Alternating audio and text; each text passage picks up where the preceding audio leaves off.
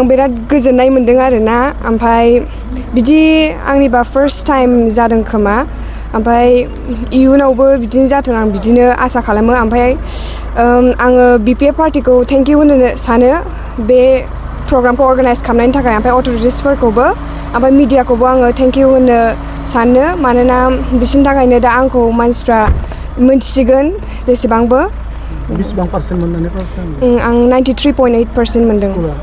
स्कुला द reality public school Kokrajhar. नेम नोंनि मुङा? आंनि मुङा जुरि नार्जारि आरो आं पर्बतजरा टिपकाइनिफ्राय।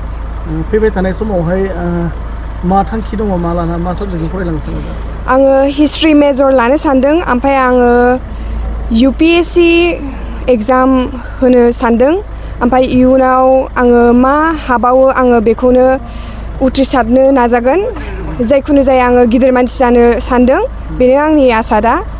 हायार सेकेन्डारियाव बेबायदि जाफुंसारबाय सोरबादिनि अनसायनायखौ मोनदों बिमा बिफा फोरोंगिरि लोगो सोरनिफ्राय बांसिन माने एप्रिसियेट जादों?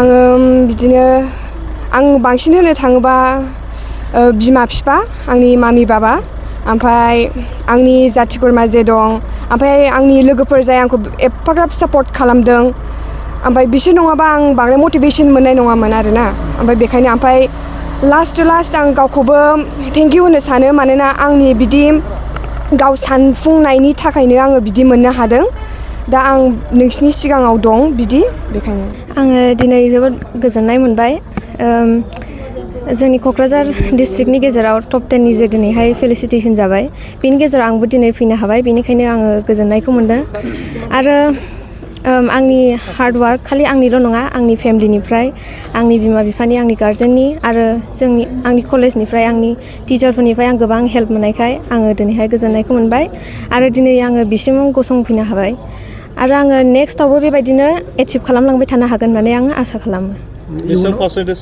आङो 88% मोन साइन्स स्ट्रिमनिफ्राय। मा मोनखो दिनै? दिनैहाय मोनसे साइटेसन मोनबाय आरो नैबे आर'नाइजोंहाय मान बावनायखौ मोनबाय आरो केस 20,000 मोनबाय दिनै। इयुन समाव मा थांखि लानानै बा मा फरायनो सानदों दा? आङो मेडिकेलाव थांनो थांखिखौ लादों बेनिखायनो आङो निटनि थाखाय कचिं लागासिनो इन्टिग्रेटेड स्कुलाव 1 इयारनि थाखाय कचिंखौ लागोन आरो। नैबेबायदि टप 10 मोननो थाखाय जोंनि माखासे इयुन जोलै गथ'फोरखौ माबायदि फरायनांगौ होननानै सानो मा फोरमायगोन? बेनो जे कनसिस्टेन्सिखौ लाखिनानै फरायनांगौ आरो जे दिनैनिखौ दिनैनो फरायनांगोनै डेलिनिखौ मेनटेन खालामलांबाय थानांगौ जेन' माने बेकलग बा मा होनो बेखौ गेप थालाङा आरो डेलिनिखौ डेलि मेनटेन खालामलांबाय थानांगोन जोबजासे हार्डवार्कखौहाय ममेन्टामखौ जेन' लाखिबाय थानो हायो गोसोआव गोख्रोंखौबो लाखिनो हायो आरो उइकनेसफोर फैयो गोबां फैयो जों बे उइकनेसफोरखौहाय आरो डाउनफलफोरखौहाय जोङो कप आप खालामलांनो ट्राइ खालामनांगौ जोबनायसिम जेन' जों थांखिखौ मोनहैजासे जोङो ड्रिमखौ जोंनि एमफोरखौ मोनहैजासे जों जेन' गोख्रोङै गसंनानैहाय मावलांबाय थानो हायो। आंनि मुङा रशनि इसवारि। आङो गसाइगावनि हावरियापेट मुंनि मोनसे गामिनिफ्राय आरो गसाइगाव साइन्स एकाडेमि मुंनि कलेजाव आं फरायदोंमोन। आंनि मुङा इलियास हाज'वारि आङो डन बस्क' गोजौ फरायसालि क'क्राझारनिफ्राय देग्लाय मेट्रिकनिफ्राय उथ्रिनो हादों। गिबियावनो आं जोंनि फोरोंगिरिफोरखौ आरो बिमा बिफा बिसोरनि बिहोमा दङ बेयाव आङो आंनि लोगोफोरखौबो आरो आंनि नाजानायजों बे थाखोखौ उथ्रिनो हादों आरो आं बे मेट्रिकआव 97.4% मोननो हादों। दिनै नैबेहाय क'क्राझार जिल्ला BPF आरो BJPनि बानजायनायाव बरायबाय बेहाय बरायजाबाय बरायजानानै गोसोआव माबायदि फिलिं जादों? आङो जोबोद मोजां मोनबायदि दिनै नोंथांमोन आरो आफादा जोंनि थाखाय जोंखौ बरायदों आरो जों 10 थाखोनि फरायसाफोरखौ आरो HS फरायसाफोरखौबो बरायदों बिनि थाखाय आं बिसोरसिम साबायखर दङ।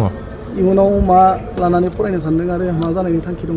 आङो इयुनाव इन्जिनियार फरायनानै इयुनाव इन्जिनियार जानो सानदों। हायार सेकेन्डारिखौ माबे कलेजाव एडमिसन लाखो? हायार सेकेन्डारिखौ आं रिलेटिभ पाब्लिक स्कुलाव एडमिसन लाबाय आरो आं इयुनावबो 10 थाखोनि बादियैनो HS आव बिब्दिनो पारसेन्ट मोननो थांखि लादों। My name is Abhishek Karmakar.